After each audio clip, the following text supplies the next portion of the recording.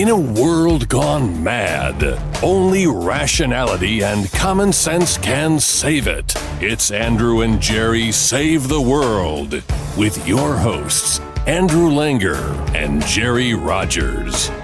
And now, here's Andrew and Jerry. Well, hey there, everybody. Welcome to another episode of Andrew and Jerry Save the World. This is episode 52. I am Andrew Langer. I remain Jerry Rogers. And we are getting ready, by the way. We're getting ready. Next week is CPAC. We'll talk a little bit more about that. If you're going to CPAC, let us know, because Jerry and I are definitely going to do the show from Radio Row. Yes. One, if not two times next week. So hopefully double the pleasure, double the fun from Andrew and Jerry Save the World. Jerry, I am flush with, I don't know if I told you, but I went to a Mardi Gras dinner last night and had a very nice. Yes, it was, there's a restaurant we go to, and they do these events for customers. You sort of, you join in a membership thing and you get invited to these dinners. Yes. And we sat with several lovely couples at our table. Of course. Yes, of course. We did. Yes, you and your couple's dates. But it was really good, and it was a situation. Now, I did not imbibe as heavily as others, but it was one of those things where they had a special craft cocktail Nice. with every course, which to me is like, I think we all need to rethink our Wednesdays after the dinner. As I said, I mean, my goodness, it's Ash Wednesday, so yes, today is the day for many Christians, Catholics specifically, where this now starts 40 days of fasting and preparation. Yes. So we too. I want to hear about your dinner, but Erica, we do this every year. It's funny. We had such a good night.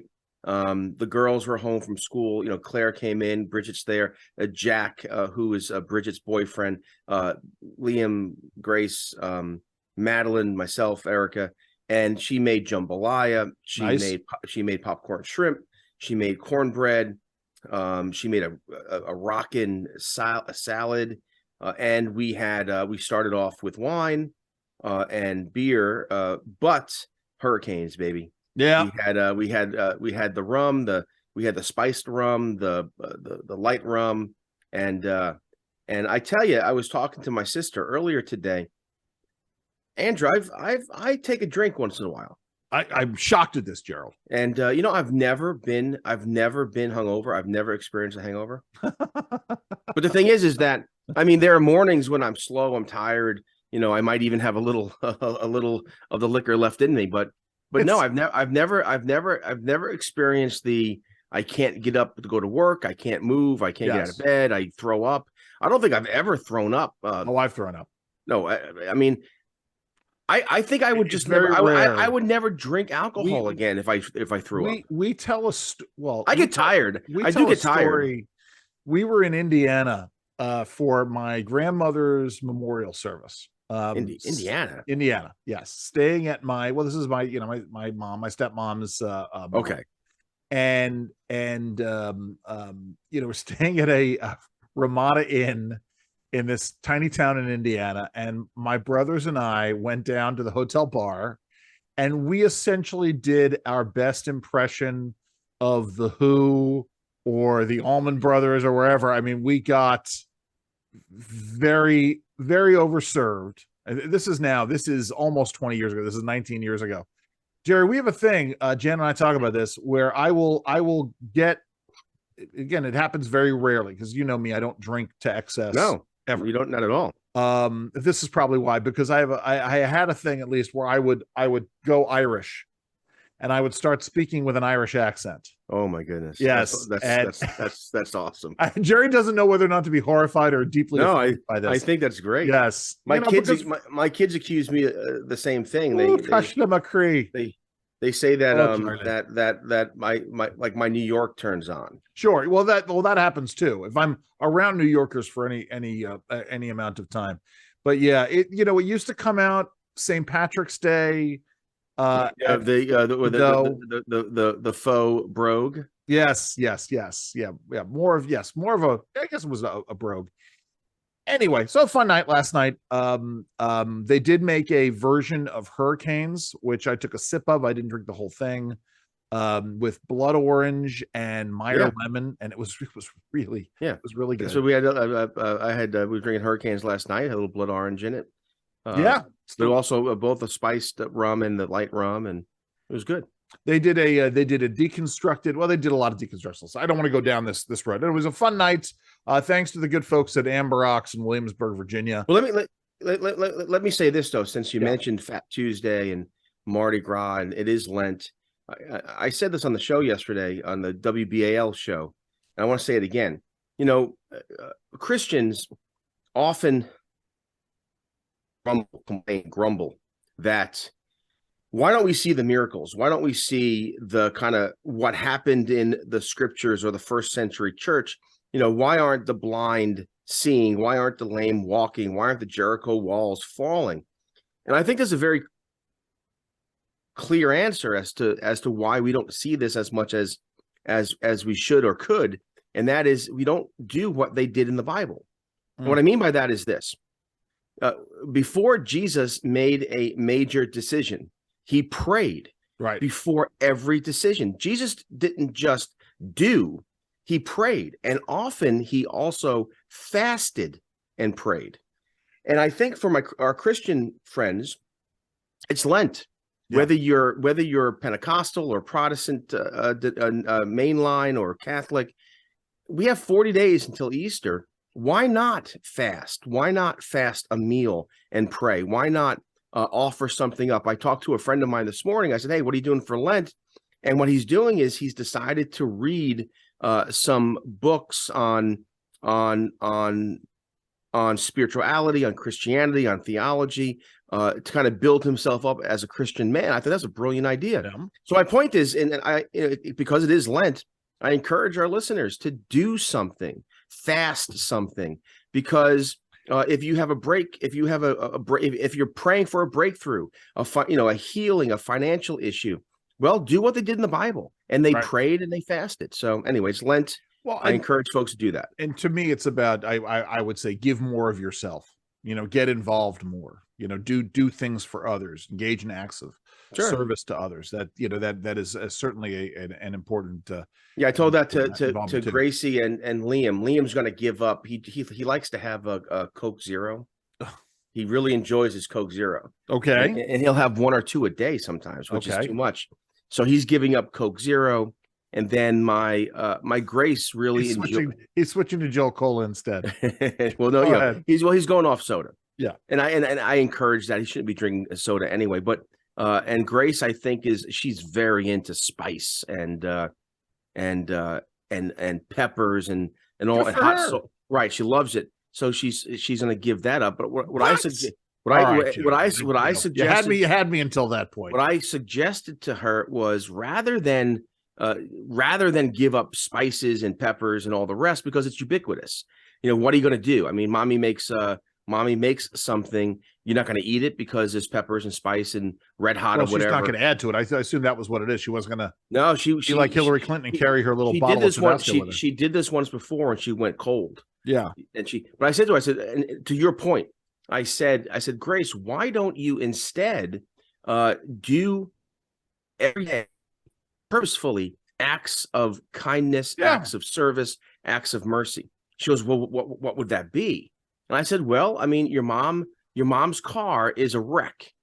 We're going to have some nice weather this week. Yeah. Why don't you go out and without being asked to do it, go clean your mom's car? Yeah.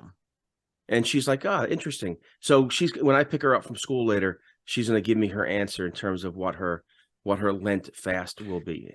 You know, can we shift gears for a second? Because I mean, you talk about this, we talk about the history of this, and we talk about, I mean, a part of this is the more general category of why can't we all just get along? And I had a conversation with somebody because, we're up on, this is going to be, it's going to sound like a ham-handed segue, but one of the things we want to talk about today is that we're coming up on the 1-year anniversary of the Russian invasion of Ukraine. And, I was talking to somebody about sort of the contrast between, because there's been this, and I'll say this because it so thoroughly angered me the other day. My old friend, who I haven't spoken to in a long time. Michael Steele put up a picture of. Did you notice my eye roll when you said Michael Steele? I did. And thank you for describing it to our listeners. A picture, basically a contrast between two pictures, one of Trump and Putin standing next to each other, and then one of Biden standing with Zelensky. Now, I don't have any problems with Biden going to Ukraine. And I want to sort of talk about this because I'm going to have the baby here. But Steele's tweet ignored the fact, Jerry, and you should be proud of me, I did not engage with him on this. I didn't start a Twitter war with him over this, or maybe you think I should have. But I immediately went to Google and pulled up 4 different pictures of Barack Obama with Vladimir Putin, in which Obama is either shaking hands with Putin or smiling at him. And it's led into this discussion of the various ways in which the Obama administration let the situation in Ukraine happen. Sure. Absolutely. And this person sort of pushed back and said, well, I'm 62 years old and Russia's always misbehaved. And I'm like, something. I mean, to me, it's like, you throw up your hands and say, we've never gotten along with Russia. Well, okay. There's not getting along with Russia, and there's Russia actually giving Russia license to invade a neighbor. And we could talk about George W. Bush and Russia invading Georgia. We could talk about, we could get into the issues of Russia and Chechnya. But the reality here is that basically since 1979, between 1979 and 2012, and maybe that isn't a long time. But for a state, anyway, we hadn't seen this kind of aggression from the Russians. And it was only because, 2012, or 2014 was only because Barack Obama had said in 2012 to Medvedev, we're gonna have more flexibility after the election. And then in 2014 doing nothing. And yet here we are today. And I'm sorry, I'm going to pontificate for a second. Because I just said I don't have any problem with Joe Biden going to Kiev. That's fine, or Kyiv, whatever the hell you want to call it. I have a real problem with Joe Biden is doing everything he can to make it very difficult for me to support anything that this administration is doing vis-a-vis Ukraine. When we are talking about propping up the Ukrainian pension system, right? And essentially at the same time, the administration is talking about not doing anything to help the people in East Palestine, Ohio. I've got a real problem with that. At the same time, when they're talking about sending all of this weaponry over, which I support, but at the same time, right, Jerry, we know that Russia is almost out of munitions. We know that they are. Their manufacturing sector is stretched to the limit. And we also know that China is going to come in. The Chinese foreign minister is going to come meet with them. The only way Russia can pay for this weaponry from China is through its oil dollars. And the only reason why Russia still has oil dollars is because we are not flooding the market with cheap U.S. oil. Sorry, go ahead. No, but again, you raise so many good points here. And a couple of things. Number one, Michael Steele is a fool. And he's now a useful idiot for the left. He does this on Twitter because he's no longer relevant, and he still has to earn a paycheck for his grifting. And so therefore, he goes and he tweets out a picture of Putin and Trump, and of course, the juxtaposition with Biden and the Ukraine leader. But again, it's as if he's arrogant in his ignorance, or he's arrogant in his grift. And what I mean by that is that he's obviously being paid to be anti-Trump. But here's the thing: Trump is no longer president. Right. B. For 4 years under the Trump administration, Russia didn't invade anybody. That's right. I mean, literally, They invaded the Crimea during the Obama years, right, and we did nothing. And during the Obama years, right. And then there was a 4-year period where Russia literally did not invade any of its neighbors. That's right.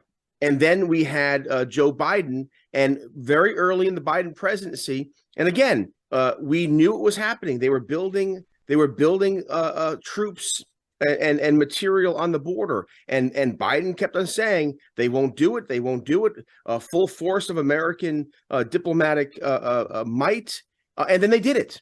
And here's the point. But here's the point. I want to add to this. So we had lots of time to isolate Russia. We never did it.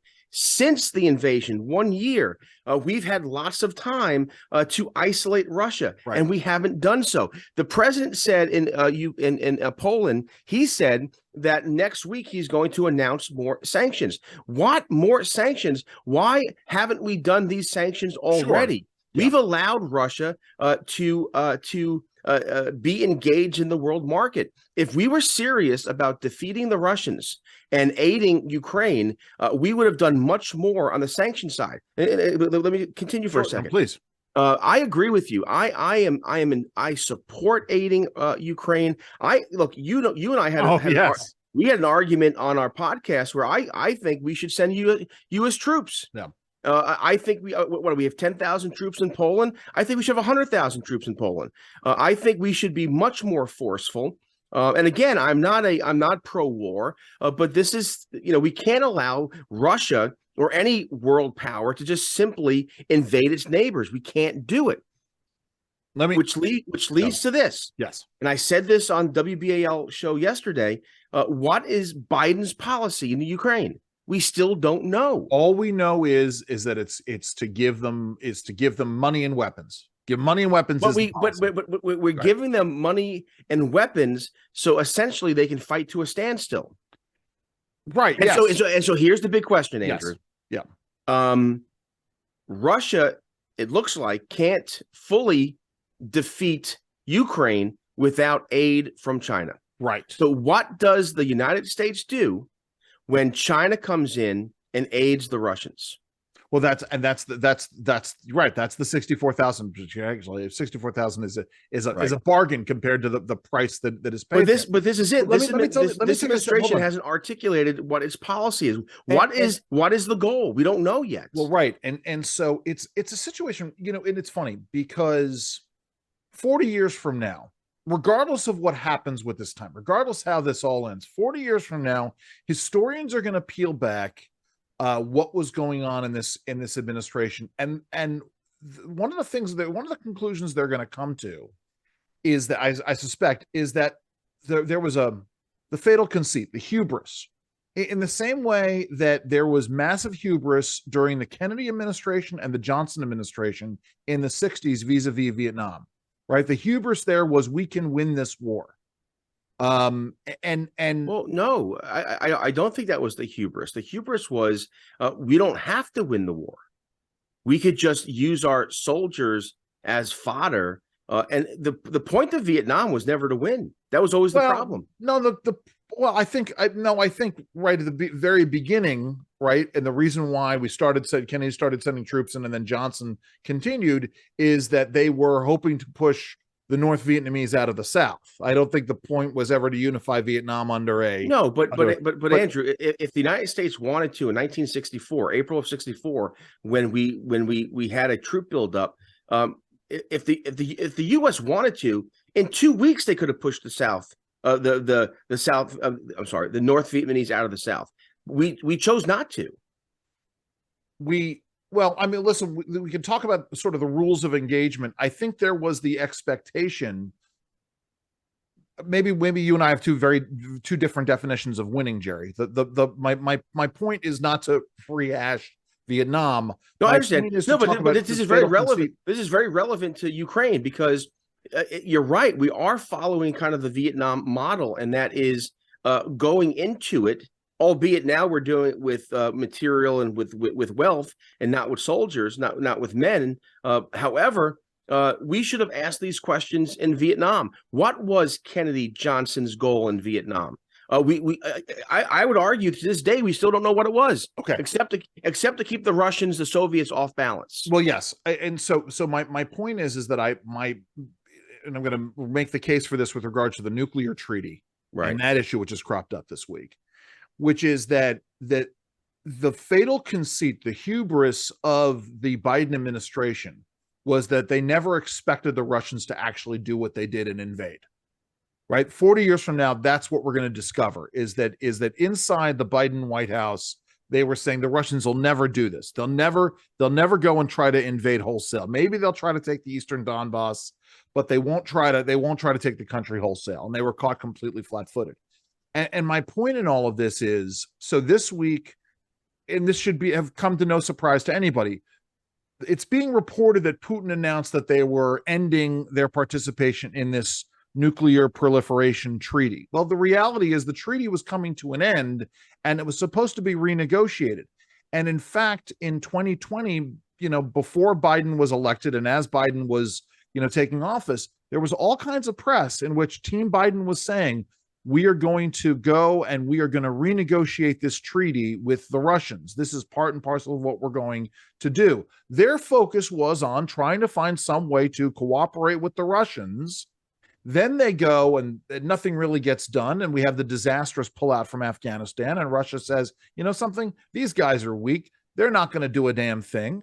Right. And so we're going to invade. And so, right. All people seem to forget that there was all of this stuff leading up to the invasion. And here is where we are. I'm sorry, Jerry, go ahead. No, that's my point. And I'm glad you mentioned the disastrous pullout from Afghanistan. Right. This absolutely emboldened Putin. Here's what I don't understand, and I'll ask you this. Okay. I don't understand why Putin is playing around. He could take Ukraine, but again, it's almost like the Vietnam syndrome again. Go take Ukraine. He could. Well, they are leaving 90% of their power off the table. They are. That's true. Look, I mean, unless you're talking about carpet bombing. Yeah. All right. So take out. I mean, why are you allowing Ukraine troops to travel on roads? Blow the roads up. Why are you allowing the head of Ukraine, the president of Ukraine, to be living in a palace somewhere? Go bomb Kiev. Bomb it. Well, I mean, they have launched missiles in terms of. I'm saying send in patrol after patrol after patrol. I mean, I think my point is, hold on. What's Putin's goal? Well, Putin's goal is to secure a country intact. This is the same reason why they didn't completely, steamroll over all of Afghanistan, and why they fought Afghanistan as a ground war. They want to have some kind of infrastructure intact. I think right now it's about attrition. Plus, time out for a second. I think they understand that the Ukrainians now have a much, much more sophisticated air defense system than they've ever had before. And I think Putin doesn't want to run the risk of having his Air Force disabled. Now, listen, I would love it. I would love it if he started bombing or started launching planes. Well, you'd love it. Hold on. I want to be really clear here. Yeah. I would love it if he started launching planes to start seeing Russian planes fall out of the sky, because then it gets much, much more expensive. Yeah. Although I don't think that would happen. I think that if Putin wanted to, again, be strategic. No, Jerry, I think. You want to leave a somewhat functioning infrastructure in the country that you will conquer. All right, so take Ukraine's second largest city, and say, you know what, you have until we're in February. You have until April 10th to surrender. Jerry, we're blowing this city up. This is the problem is that I don't think Putin has the materiel, the men or the materiel, the kinds of troops that you would need to engage in that. Right. This was the whole point of the way he invaded the nation. Again, in much of the same way that the Biden administration was caught by surprise by all of this, the Putin administration, the Putin regime was caught by surprise. Remember, they tried to invade on multiple fronts, and they got a certain distance on the south, and they got a certain distance in the north. Right. but they couldn't get any further. Their attempts at lightning war, and I'm going to use the phrase, their attempts at blitzkrieg failed miserably. And it was because, the Ukrainians, they're fighting on their own turf, so they're motivated, they were unified, they had decent weapons and material. Now the Russians are running out of manpower, they're running out of ammunition, they're running out of arms. This is the problem with what happens with China coming in, and the Russians cutting a deal with China for Chinese munitions for Russian oil. I get what you're saying, and this is the news reports. Yeah, I don't believe Russia's running out of anything. I think this is a rope-a-dope strategy here. Unless Putin has gone mad, whatever illness that he has, if what you're saying is true, and if what the news reports, if they're true, then our intelligence community has been wrong about Russia for 20 years. Yeah, but Jerry, sorry, go ahead. They were never the threat we thought they were. They were never the geopolitical competitor that we said they were. Well, listen, this was always the question at the tail end of the Cold War, as things started to get opened up, and Americans, Westerners, could go and look for themselves, and they could see that it was what they called a Potemkin village. I don't know if you're familiar with that. Yeah, of course. Yeah. So that it was essentially one big, right? It's like North Korea. Right along, I don't know if you and I have ever talked about this. So I've been up to, actually, I don't even know if you and I have talked about this part of it. I've been up to the demilitarized zone in North Korea. In South Korea, to look over at North Korea. And as you drive up to the demilitarized zone along the DMZ, on the north side of the DMZ, the Kim family, Kim Il Sung, Kim Jong Il, Kim Il Sung, did I already say that? The Kims, they built these massive cities along the DMZ. Only there's nobody living in them. Right. Yeah. It's a shell.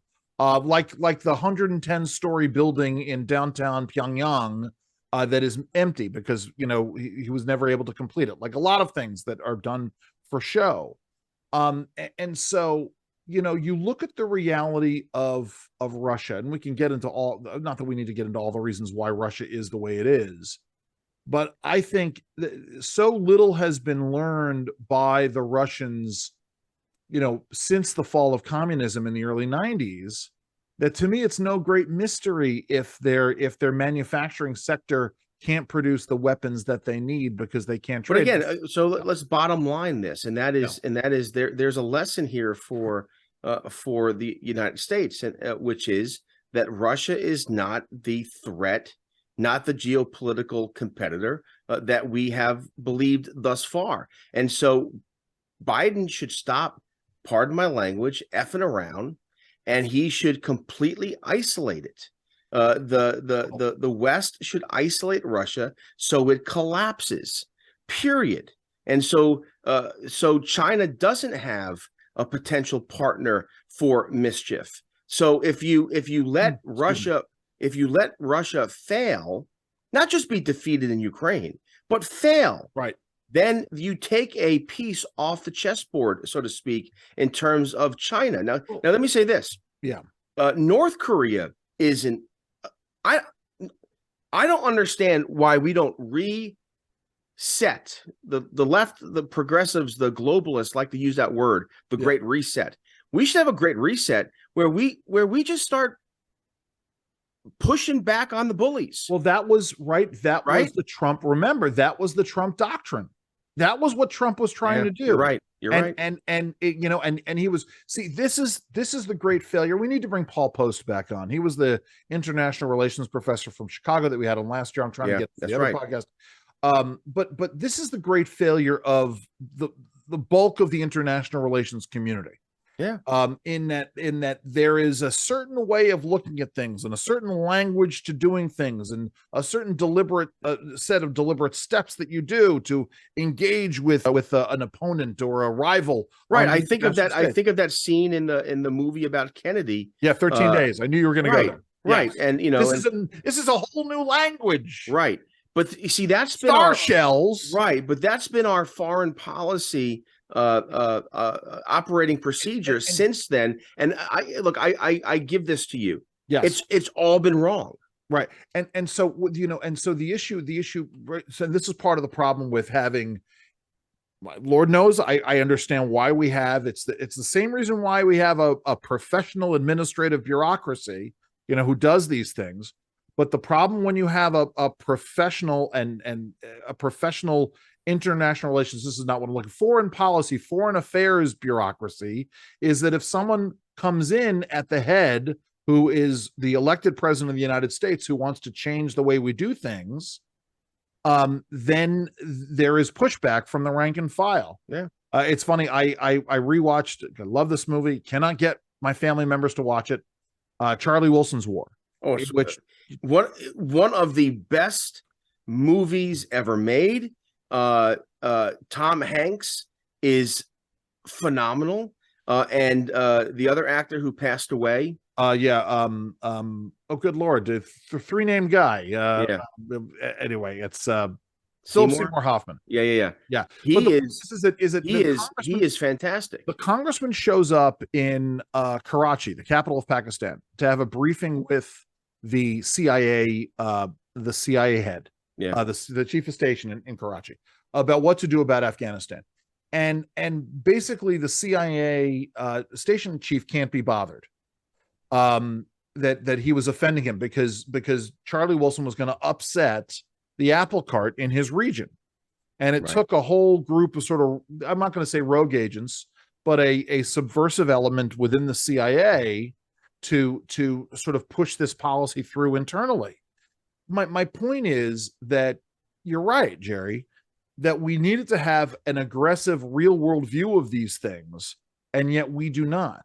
And say what you will about Donald Trump. Donald Trump was aggressive with the Russians when he needed to be. He was open to meeting with Putin when he needed to be, as any president should. Right. He was not going to engage in any policy that was going to. Andrew, I just pulled up. I googled Biden and Putin. Yeah, there are dozens and dozens of pictures of Joe Biden and Putin smiling, shaking hands. Back. It's no joke, folks. It's no joke. Well, I tell you what. I mean, again, and even I'm getting bored of this conversation about Russia. So, because the bottom line is Russia. Yeah, but the bottom line is that we don't know what Biden's policy is. Yesterday or this week in Poland, it was a photo op. I'm fine with a photo op, but it was a photo op. Right. No new policy. There was nothing announced. In fact, it's concerning to me that the president is taking a victory lap before there's a victory, and it's making a George W. Bush mistake. Yeah, it's very dangerous. But the bottom line is that those who are in the field of journalism, here we go again, we should be forcing the president to articulate what success looks like. What are the administration's goals? What is the policy? What is U.S. policy in Ukraine? There isn't one. There hasn't been one, and you would think, Jerry, time out for a second. You would think, given the long-standing familiar relationship between Joe Biden and the people of Ukraine, that the Team Biden would be able to articulate such a message. But here's the thing. Hold on. Just real quick, because in my research about this issue of the nuclear treaty, I went back and one of my favorite pinatas, Teneo Holdings, was brought up.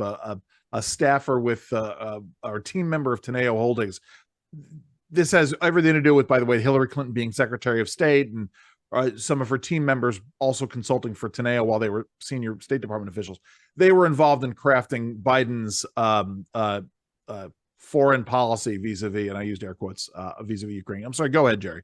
Well, and I know you're bored with the because of that stunning observation you made. I forgot where my train of thought was. Biden enunciating some kind of foreign policy, given his family's close relationship with Ukraine. I don't. You know what? Let's move on. Well, let's move on. I mean, we're at the 1 year anniversary, and yes, we should have some kind of articulation as to what we need to do to move forward. Speaking of which, and speaking of things that the Biden administration is doing, because we are right now at the we are just past 2 years, Jerry, 2 years of the Biden administration. As crazy as that is, and we're seeing the results every day. Well, and again, we can move into domestic policy, but suffice it to say that the policy on Ukraine, on Russia, and again, he announced all of these bennies for Ukraine migrants and refugees, is that the Biden administration likes to spend lots of money. Yes. And what's happening is, and I wonder if this is not purposeful, you do have an element in the Congress that is very skeptical of Ukraine policy. Right. And without a policy goal, without the administration articulating what its goals are, how do you define success? It is feeding into that group in Congress. And I wonder if it's not on purpose. Yes. Ding, ding, ding. If I had the dinger with me, I would say it. What Jerry is saying is that Biden is trying to make it so difficult, even for conservatives like me and Jerry, to support the efforts in Ukraine. Right. That what he wants to do is he wants to create this dichotomy as to for running for president in 2024. Yes. Which is interesting, right? So he can point all Republicans as being pawns of Russia. Yes. Whereas it's far more nuanced and subtle than this. I mean, you will not get a greater Russian hawk than me. And again, we just came full circle, because the left, the progressives, the pro-Biden folks don't do anything by accident. Everything is coordinated. So it's not by accident, Andrew, that your friend Michael Steele tweeted out a pitch of Trump and Putin, because this is where they're going. Right. And again, and they want to make it so it's an us versus them. And not only are they insurrectionists, not only do they not respect communities of color, not only all of these other things, they're also in the pocket of Vladimir Putin. Right. It comes down to, and I we someone should check. I don't have the time for it. But there are always these instances when a new narrative comes out from the left, where people are essentially reporters, which is insane, but activists on the left and reporters, et cetera, who all are saying the exact same things. Yeah. They have tweets or other kinds of posts or articles that are all very similarly worded. I did not go and check to see if other folks had been posting this kind of stuff. Of course, the Atlantic, top of the page at the Atlantic today, is running this same kind of slant that is, look at Joe Biden. At the contrast. Exactly right. And which again, is it's one of those situations in which I know people who will see the picture of Biden with Zelensky and then the picture of Trump with Putin, and they will eat it up. And they will, it is like, I don't remember who the poet was who wrote the Lotus Eaters. Lotus makes you forget, right? That they will completely forget that there are pictures of Joe Biden with Vladimir Putin or Barack Obama with Vladimir Putin. You know what? You talk about conspiracy theories. I wonder sometimes because can a president be this incompetent in terms of, again, you want to isolate Russia. You do that by flooding the market with cheap American energy, but Biden has done the opposite. You want to deter the Russians from invading Ukraine, and so what do? On a lark, you just all of a sudden pull all the troops out of Afghanistan. There was no. It seemed like no planning. We just pulled out. I always come back to Hanlon's razor. Never attribute to malice that which can just as easily be attributed to stupidity. If the Democrats view Russia, Russia, Russia, Trump, Russia, Sure. Trump, Trump, Trump, Russia, Russia, Russia as key to their perpetual majority, well, then they have to be strategic Right. on keeping the Russians as a threat, as keeping Putin as a threat. And again, if you look at what this administration has done, everything it's done has been to encourage Russia to be the bad actor that Russia, even Germany. For our friends, Germany, right? Germany, for no other reason but ideological reasons, gave up its nuclear facilities, nuclear energy, gave up its coal fire plants, and went 100% renewable with Russia energy as its backup. Donald Trump said to the Germans, and he was laughed at, he said, don't do this. Yes. Because Putin's not a good guy. And if you're going to depend upon Russian oil, you're going to be speaking Russian. I mean, I'm paraphrasing. Sure. Everyone laughed. And where are we today? Right. Germany, listen to me. Jerry. Germany is actually importing coal. Germany is deforesting because it's using wood to heat homes, and they're using coal again. But the thing is, they have to import coal from South Africa. And by the way, the most recent climate change agreements, Germany is literally paying South Africa not to burn coal. Yeah. As Germany is now importing coal from South Africa. My point is that could you have arranged this? Again, Donald Trump, with all his Trumpiness, was 100% right on Germany. And it's one of those situations, and I'm going to say this: we hate it when Donald Trump is right. Yes, I mean, it drives me nuts. We really makes me do. seem like a crazy person. So, keep in mind, this is Donald Trump before January of 2021, because I think Jerry and I are both in agreement that right. January 6th broke Donald Trump's brain, like everybody else's brain. And here's part of the problem too, where Kevin McCarthy has to get a hold of his caucus.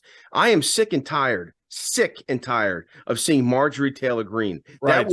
That woman is an absolute nuisance to liberty. Yes. And she's a big problem. Well, week, Jerry, it gets into the conspiracy theory, right? Which is you couldn't invent a more destructive, someone who is more doing the work of the progressives more to destroy Republicans and conservatives than Marjorie Taylor Greene. Marjorie Taylor Greene came out this week and said that we need a civil war. Yes, but even more than that, she said, we need a national divorce. She's wrong. She's wrong, by the way.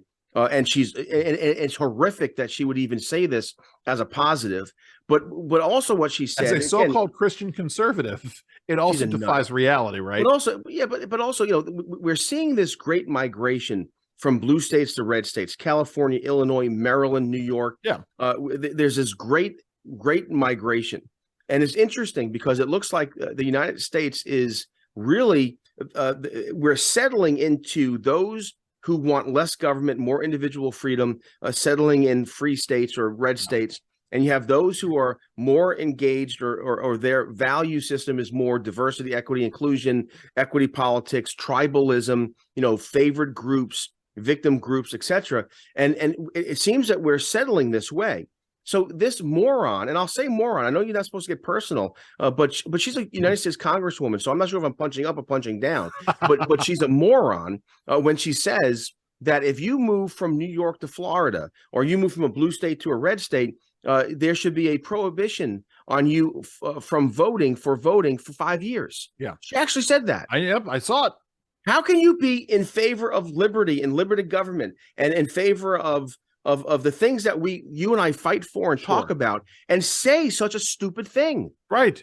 There's got to be something there. It's interesting. But Kevin McCarthy should open up his mouth and say, you know what, Marjorie Greene, I'm kicking you off.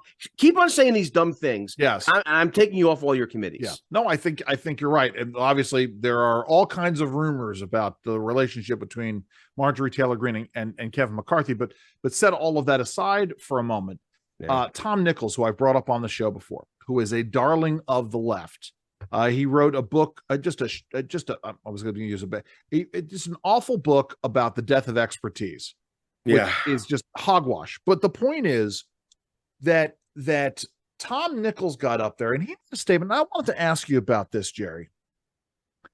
He essentially said that guys like you and me, conservatives or other folks who are from rural America, we spend way too much time thinking about what's going on in America's cities, Baltimore, Portland, Oregon, Seattle, New York, etc. Whereas people in these cities, they don't think about ever what's happening in rural America. They don't care about the policies of what's happening in Alabama or Mississippi. And I sat there, I said, wait a minute. I can name example after example where coastal elites are trying to tell rural Americans how to live their lives and what they want to do. And not only that, but they're doing it on the micro level. They want to the coastal elites want to tell folks in rural America that they can't zone a single family house on an acre of land. Right. I mean, it's that micro. I mean, absolutely. No, it's a situation in which, I think about every example of the coastal elites telling rural counties, not just about zoning for housing, but about land use policy generally. Sure. Every time you want this has been a huge issue. Yes. For Western states. It's for 2 generations. Well, multiple generations. I mean, it goes back forever. It's one of those situations where, I sit here and I think about, again, Tom Nichols wrote a book on essentially saying that if you're not an expert in an issue, then sit down and shut the F up. That this is one of those situations in which Tom Nichols ought to sit down and shut the F up. Well, again, this is a new theme in my mind. Yes. When I'm thinking about the left and those who are woke. And again, I've been saying this. I've been saying that diversity, equity, and inclusion, the politics around that, because when they say diversity, they don't mean diversity like you and I think about it. It's not competition of ideas. It's not the breadth, the depth of our differences, and we bring it together and there's a mosaic and we come and we find consensus and agreement. No, diversity to them means sameness. You must do what I say, how I say it, when I say it, and if not, then you're not diverse. It is diversity in only, and equity and inclusion in only the most superficial way of looking at it, which is to say, do you look different than I do? If you look different than I do, differently, right, and you think differently than I do, then you're out. But you have to think the same way that I do. So yeah. Yeah, so there are the experts who are the DEI experts. These and this is their religion, this is their ideology. But there are others who buy into it, and it's interesting. I was listening to a podcast, and these folks were talking about how there are psych tests, intelligence tests that you can give to figure out a person's ideology. Yes, and it turns out that those who accept wokeness. There's 3 tells. Women are more apt to be woke than men. Those who are recently in an educational establishment who are given the indoctrination over and over again. At some point, you're the captured victim, but you begin to accept what your captors are telling you. But the third is low verbal intelligence. Yeah. And so in other words, those people who don't read books are more likely to be woke. But here's my point, my theme in my head. And that is, and I think about the young person I talk to, and they say something like, it's not fair, Andrew. California has 40 million people. And they only have 2 senators. Right. Wyoming has less than 1 million people, and they have 2 senators. Right. This is undemocratic. We have to change this. And they're arrogant. And here's the thing: they're arrogant in their ignorance. Yes. I think of Michael Steele. Michael Steele has turned into an arrogant tool, and the reason is because of his ignorance. And this is this is it. There's hubris and ignorance. So it's funny because I've been watching. So since Noah, whatever his name was, I was going to say Noah Taylor, but wasn't Noah Taylor in Chomsky. Around. What? Noah not Chomsky. Noam Chomsky. Anyway, the guy who was the host of The Daily Show left, and The Daily Show has been Trevor Noah. Trevor Noah. The Daily Show's been cycling through a series of guest hosts, and now they have the wackadoo Chelsea Handler's doing it now. No. She was doing it, I think, last week or 2 weeks ago. Whatever. No, this week it's been, or most recently it's been Sarah Silverman. Yeah. By the way, more people will listen to this podcast and watch the Comedy Central. Okay, but here's the thing, right? I was intrigued to go and hear what Sarah Silverman had to say, right? Because I find her funny.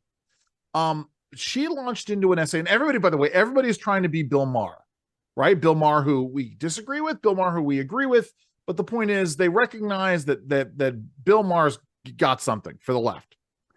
So Sarah Silverman did a piece the other day on why people hate each other in America, the political, why the political divisions are so deep. And she, of course, blamed the outrage. Donald Trump. Well, she blamed the outrage machines on MSNBC and Fox, and politicians who want to stir us up to hate each other. And and I came away with, and this gets into what you're talking about, Jerry. One of the most important things she missed is, as our kids are being indoctrinated at elementary school, in middle school, and high school, and then, of course, in college, as they're being taught that America is a force for evil, that the founding fathers were bad men, they were slaveholders, they were this, they were that, right? Somebody the other day on President's Day tweeted out, remember, we're celebrating a man who owned X numbers of slaves. So long as we are being taught, or that a certain percentage of the population is being taught, that the principles upon which this nation were founded are bad because the men who offered them were bad, that our revolution was fought to protect slavery, which it wasn't, right? The whole idea behind the 1619 Project. So long as there is a certain percentage of the population that believes this, we are never going to be able to come together as a people, because if we don't have a common perspective, right, up until about 1980, listen, I'll say it, 1989, right, up until about that point, I'm actually going to say up until about 1985, because that's really when diversity started being taught in schools, you could be reasonably assured that students were coming away with at least the common perspective that America was a great nation. And that we all, at least at the core, we may disagree on issues, we may disagree on certain elements of philosophy, but at the end of the day, America is great because of the principles upon which we were founded. Once you throw that away, Americans can't come together. Jerry's writing furiously. No, I'm thinking of. I was looking for a tweet from one of the critical race theory leaders. He had tweeted out on President's Day that, these 8 presidents owned slaves, and these 3 presidents owned slaves when they were president, and talked about how what we're celebrating really in America, this is the point, right, is all based on slavery. But then I think about this: the slave trade. About 95% of all the slaves that came to the Americas never made it to the colonies. Okay. Only about between 4 and 6% of the slaves that landed in America actually went to the colonies. The others went to the Caribbean islands. They went to South America. My point is this: if America's wealth, its success, its privilege, is due to slavery, then why isn't South America rich? Sure. Yes. Why isn't the Caribbean rich? Why isn't Brazil the number one superpower in the country? Why isn't Argentina? Has anybody written on that? No. No one has. Of course not. It's in here, and this is the problem. The problem is that the whole 1619 critical race theory is easy to dispute. The problem is that we lack the courage to do it. We don't want to be called racist, but also, look, it goes back to what I said earlier today. We have an enormous historical amnesia in this country, where look, it's hard to remember that Joe Biden surrendered Afghanistan just a year and a half ago, Sure. whatever, however long ago. And so it's difficult to make these arguments. Like, again, who? Time out. Let me just gin on that point. Yeah. It is difficult enough to remember that Joe Biden surrendered Afghanistan 18 months ago. It is therefore impossible to remember that Joe Biden opposed busing and the integration of schools when he was a senator almost 50 years ago. Right, Jerry? I mean, right. Yeah, go ahead. But again, this is the importance of teaching history and knowing history. Look, when I was a kid, Andrew, and I'm sure you were similar, I loved maps and dates. 100%. I knew that. I still love maps. I could tell you the years of. What are you doing? I'm pulling a map off the wall, which nobody can see because of the way our. But nope, nobody can see it. So but invisible map. Go ahead. I once again forget my point. Maps and dates. You love maps and dates. It's important that we learn historical dates. Yes. When Pearl Harbor happened, what years the Civil War was fought, when Germany invaded Poland. And we're not doing that any longer. We're not requiring young people to how many miles is in between Sparta and Athens? When all these very important questions. And here's my point. My point is that if we forget history, then we are doomed, right? 100%. To repeat it. Yes. And this is true in your personal life. You don't want to make the same mistakes as your father, your grandfather, or you want to learn from those mistakes. But it seems in geopolitics today and also domestic politics, we're perfectly happy just remaking mistakes. And to this point, it is abundantly clear, based upon every bit of evidence, that America was not founded on slavery, and that slavery is not the reason why America is the success and the superpower it is today.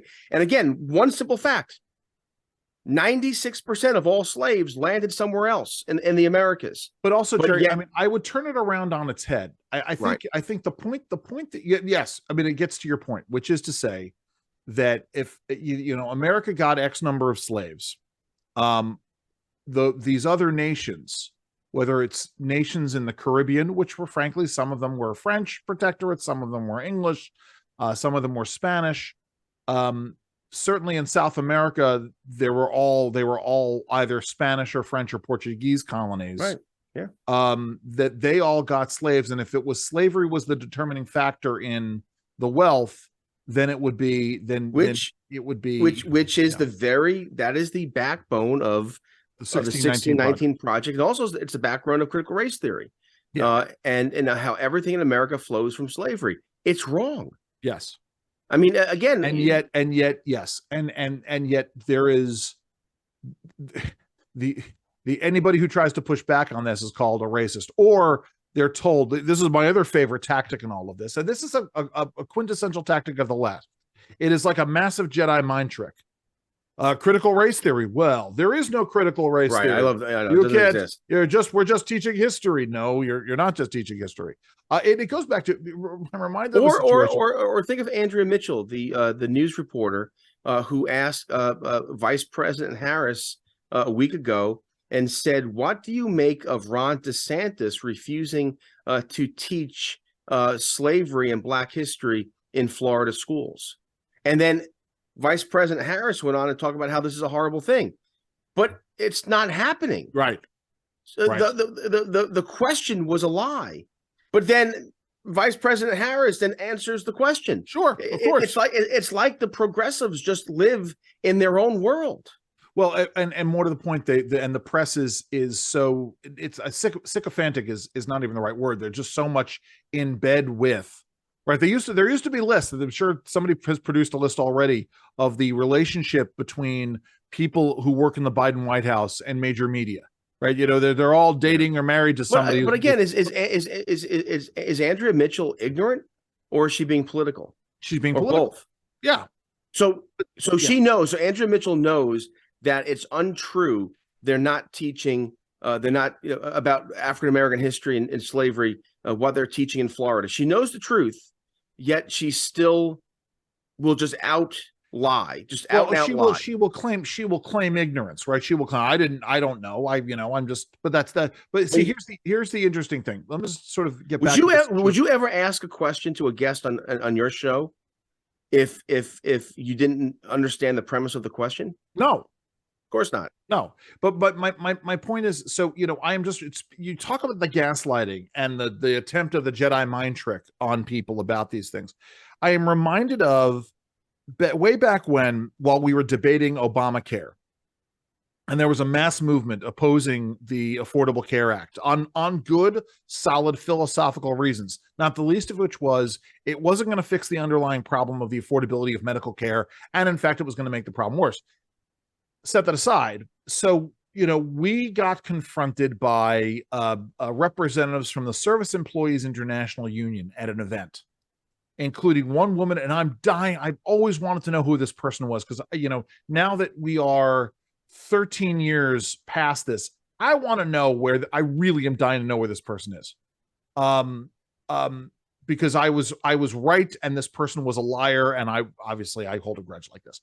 The point is, anytime this person would go in those, like we see all the time, you confront somebody at a rally to try to trip them up and demonstrate how they're wrong. So she would go up to somebody and ask them about their particular perception of the Affordable Care Act. And no matter what they said, she would always say the answer was wrong. And somebody would refer to a particular page in a draft bill, and she says, no, that's the wrong draft. You're not looking at the right draft. So in the end, everything that was presented to her was accurate, was in the final bill anyway. And so it was a massive lie. That's my point, is that it's always about trying to say, no, this is not going on. There is no war in East Asia. We have always been at war with Eurasia. Right. Very, very Orwellian at a time, by the way. Are you tracking this story, Jerry? Have you seen this? Where the British counterterrorism research program, that in addition to looking at Islamo-terrorists and other kinds of terrorists, was also looking at right-wing terrorism, that they are using, if you show a devotion or a love of Shakespeare, or you recommend the reading of Orwell's 1984, that apparently makes you a right-winger now. Well, interesting too. I mean, our own FBI, our own law enforcement agencies were, if you prayed the rosary, if you went to church, you were a potential right-wing nationalist. Yeah. Here's another thing, and I know that we're time's winding down, but not only do we have to push back on this 1619 project, this idea that America was founded on racism and slavery.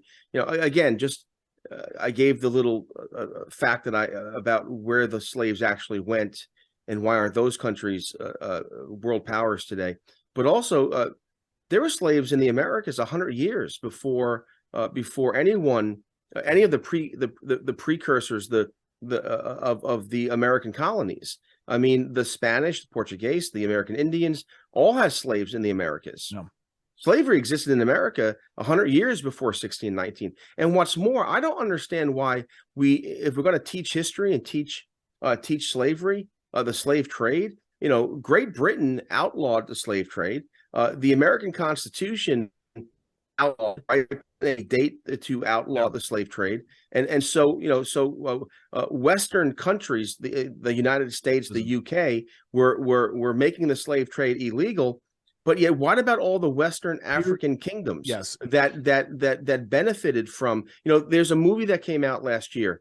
I'm very interested in it. It's about an African warrior princess, right? Yes, and this is very historically Wakanda accurate. Forever, Jerry. Right, but there is this people group in West Africa. It's not Wakanda Forever, folks. But there is this people group in Africa where there was this elite group of women warriors. Yes, and that's true.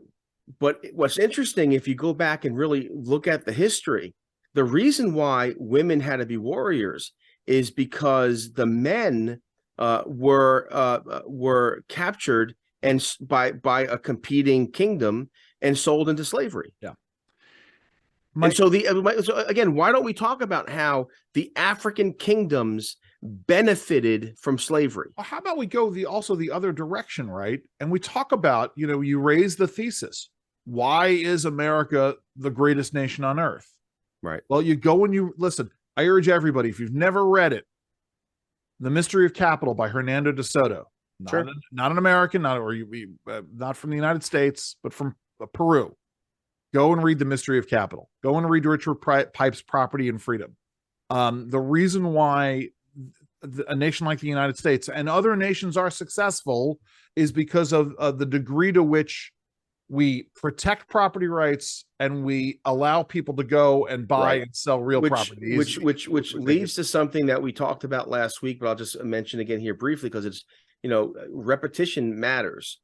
The idea of citizenship, where you give your allegiance to the state or to the ideal on which the state is founded.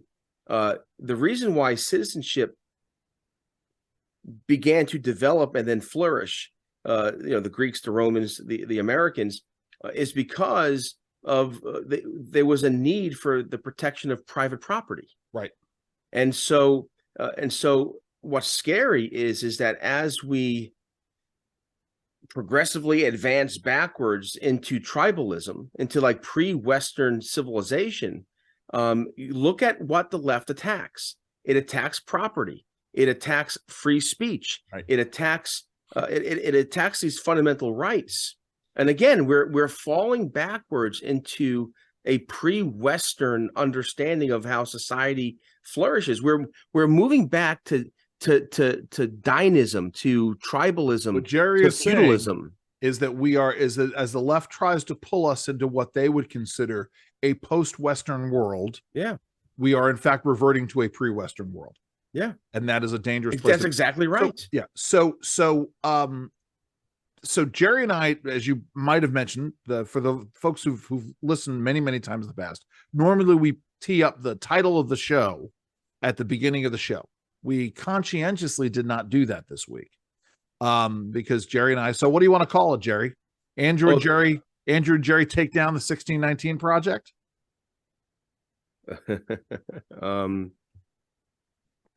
Sure, that's it. All right, there you go. Andrew and Jerry take down 1619. That's that. Jerry, you were on yesterday. You're on Sunday. If it's Sunday, it's Jerry 7 to 10. I'm telling you right now, go to WBAL, go to a podcast, go to the Jerry Rogers Show. The last several shows, especially I did a show last Sunday, the 20th, I think. I forget. No, now. Sunday would have been the 19th. The 19th. Yeah. It's called The Undoing of Meritocracy. And again, this is going to be my theme moving forward. And I'll say it again right here. What we're doing in Western civilization, what we're doing in America today, what the left is doing is they are ridding us of meritocracy. Yeah. And they're replacing it with this diversity, equity, inclusion, where you have favored groups and you have the commissars, you have the Maoists who are going to pick winners and losers. Right. And again, we all have a stake in this. Claire Rose Rogers came home yesterday for Fat Tuesday, and she comes home, and I'm excited to see her. And I look at her and I said, "Sweetheart, what's the matter? You've been crying." And she wells up and she starts to cry. And of course, I'm her dad, and I'm, I go hug her, and I'm like, "You okay? Do I have to go see somebody? Whose legs do I have to break?" And I don't want to get emotional, but what she said was so heartbreaking. She teaches, student teaches at a Catholic school in the District of Columbia, and she loves it. And there's a new boy in her class, third grader, 8 years old, and brand new, first day. And at the end of the day, Claire took him aside and said, "Well, hey, how was your first day?" And was talking with him, and he said that it's the best day of my life. And she's like, "Well, why? Best day of your life?" It's the first day I haven't been, it's the first day. You're going to make me emotional, Jerry. It's the first day I haven't been bullied. Wow. This is the failure of our public schools. Yeah. This is the failure of what happens. The lives hurt when we do away with meritocracy. Right. And again, and that's how important this is. This is not just about us pontificating about ideas. This is about the failure of the DEI, of the woke, of the progressives, and it trickles down and it hurts little 8-year-olds. Diversity, and we have to do something about it. DEI above all else, right? If you put DEI above all else, you get schools in Baltimore where kids cannot pass basic proficiency exams, where kids and are shot, create a permanent underclass. Yeah, where kids are shot. Yes, right. Yes. I mean, we're still, it's funny. But Jerry, time out. I mean, the kids are shot is the furthest extreme part of this. Kids getting bullied is sort of the next step inside of it. Right. But we are graduating kids who have no shot at any kind of a life because we are holding them up and saying, you know something, your lot in life is not because we never taught you to read. I'm getting angry now. Yeah. It's not because we never taught you to read or do math or study history. You're a victim. It's because you're a victim. Right. And it's because 400 years ago, somebody owned slaves in the United States. That's why you can't. That's why you have no life today. It's nothing. It's not our failure. It's what they did to you. Right. And again, it goes back to what we said earlier in the program. This is purposeful. This is, I mean, there's a they don't want, look, we know how to educate. We know that it's wrong to put high learners in with slow learners because no one learns. We know that accountability and boundaries matter, but yet there's no accountability and boundaries. But the thing is, we know the right, and this is my problem if it comes with public schools or public safety or public transportation or public infrastructure. We know what to do, but we have leaders who are purposefully doing the wrong thing. I'm going to tell a story here. I know we're supposed to be ending, Jerry, but I want to tell this story because I talk about it a little bit. I switched, and Jerry, you know this. I switched schools for starting in 10th grade. I had gone to public school from kindergarten through 9th grade.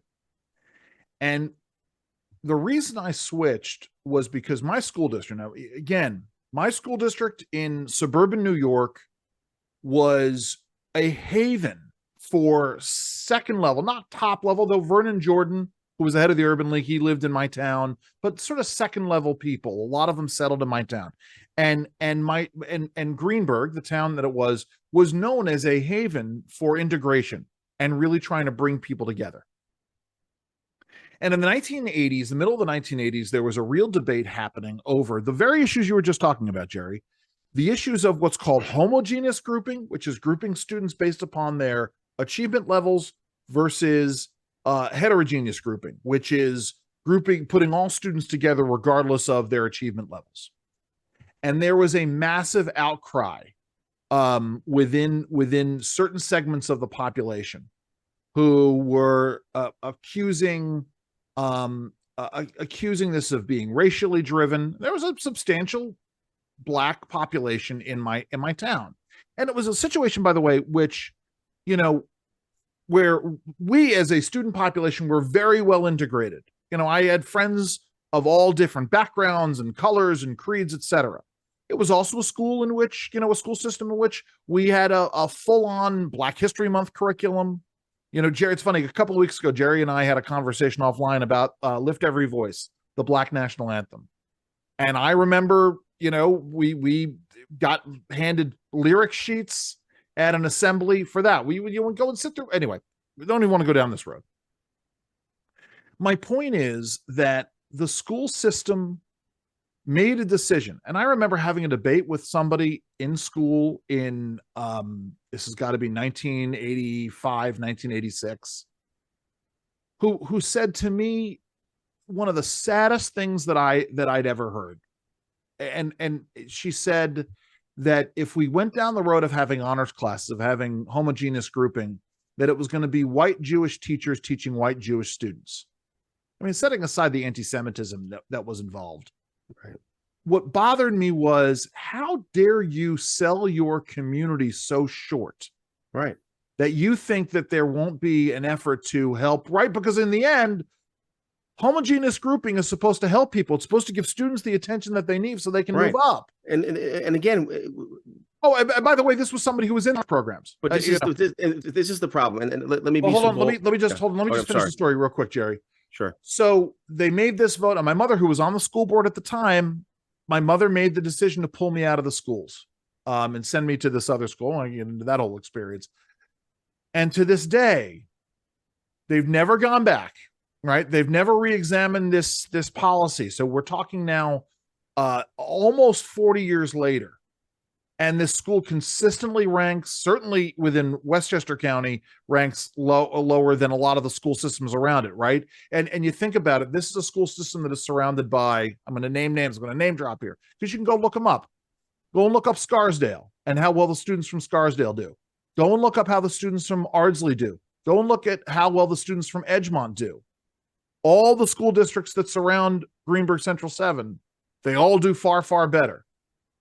And they have minority populations within them. And so anyway, so I'm passionate about this because these are battles that I witnessed and frankly fought almost 40 years ago. Go ahead, Jerry. I'm sorry. And again, just to these are political interventions, because we know that the science of education tells us that learn as you go is the best strategy. In other words, and they've done this where it's either Thailand or Malaysia, I forget which country, decided that 20% of its GDP would be, they amended their constitution to put 20% of their GDP to invest in the schools, to pay teachers more money and spend more money on education. And after a decade, it had made no difference. And then there was an experiment in a specific school where over the years everyone was mixed together, fast learners, slow learners, and no one was learning. And why? I mean, you know why? Because you're going too slow for the fast learner and too fast for the slow learner, so no one learns. And so what they did was they purchased devices, tablets, and for an hour a day, it was mandated for 1 hour a day. Students would learn as they go. In other words, they would self-teach themselves at their own pace. At the end of the year, scores went through the roof. So we know how to educate. The problem is that it gets in the way of their politics. Right. And in America, we can fix this by, again, Elizabeth Warren this week, it's all over the progressive, it's all over the newspapers, but the progressive journals as well, where Elizabeth Warren is saying that monopoly, in her support of the current makeup and chairperson of the FCC, no, the FTC, the FTC. No, you're talking about Gigi Sohn. Yes. Yeah, Gigi, that's the FCC. All right. She's saying monopoly is not democracy. All right, let's take Elizabeth Warren at her word. And then if that's the case, then let's break up the educational establishment. Let's break up the teacher unions. Right. Because the greatest roadblock to us teaching our children is the teachers unions. And so let's break them up, because it's the teacher unions are the ones who are the roadblock to reform. I do think that, again, I don't want to get back on this topic. We have to undo the government schools. Right. There too many kids are being lost. Well, and more to the point, again, you talk about the politics uber alles. You told me, because I'm only tangentially following a lot of Maryland politics right now, right? The governor, who should be, looking at ding, ding. The fact that we've got, dozens of schools in Baltimore where nobody is graduating proficient in reading and not just Baltimore City, Baltimore County, Montgomery County. The public school systems are failing. So and the only thing that is working in terms of increasing student achievement is a scholarship program that the state runs. It's called the Boost program. Yeah. And this governor, Wes Moore, the first African-American governor of Maryland. Now, remember, his story is that he's gone from handcuffs to the governor's mansion, right? At 11 years old, he was handcuffed and put into the back of a squad car because he was graffitiing a wall. So he was his mother then, because of this, put him into reform school and then military school. Then he went on to Johns Hopkins and then went on to be a Rhodes Scholar. And so my point is that he was surrounded by men and women, family that held him accountable. And so now he says, as governor, leave no one behind. That's his mantra. That's his calling card. Leave no one behind. And so he's investing $500 million into the Maryland public schools, in addition to the hundreds of millions of dollars from COVID relief money. Baltimore County alone received $400 million from COVID relief for the Baltimore County public schools. I mean, we're talking about billions, and then of course there's the blueprint for Maryland's future, the Kerwin plan that sets aside $4 or $5 billion for public schools in Maryland. My point is that Maryland public schools are being inundated with money.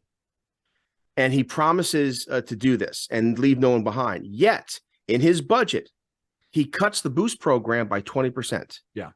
And it's only $10 million. So it goes from 10 million to 8 million. But what's worse is it prohibits any new students. You can only enter the boost program, these scholarships. You fund the student in a parochial or private school if they so choose. But now it's cut off. Only siblings of current beneficiaries can enter the program. Right. And again, this is purposefully doing the wrong thing. Yeah. And why? Because he's captured by the teacher unions. Yes. Yeah. Anyway, we were going to end the show a while ago. We've gone down this road, but this is important stuff. It is. It's again, it's tough, man. For those who pray, this little boy's name is Will. Yeah. Yeah. And Jerry, I appreciate that story. It underscores all of it. And I can't wait till you tell it on the air with them. Yeah. So Jerry's on Sunday. Next week, we're going to be doing our CPAC episode. Yeah. So you're going to want to tune into that. By the way, tune in, Jerry. I don't ever really recommend for you to make an impassioned plea for you to listen to the Lunch Hour podcast. Oh, no, I love it. I love the podcast. All right. Well, I want you to listen to this week's because I think you'll appreciate it. Who is it? Stephen Meyer from the Discovery Institute. Yes. We talk about intelligent design. Good. Yeah. We talk about whether or not we're alone in the universe. We talk about multiverses. When does it air? It's up. It's up right now. It's up right now. It's up at the Federal Newswire. I'll listen. You know what? I'm going to go for my exercise walk. I'll listen to it on my walk. And Jerry and I will be live next week. Actually, I don't know if we'll be live. We'll record next week from CPAC. 2 shows. Yeah. 2 coats. 2 shows. So go and check that out. Jerry, what do you want people to do? Find the truth, plant your feet, stand firm. God bless you. Have a great week, everybody. Have fun and stay safe.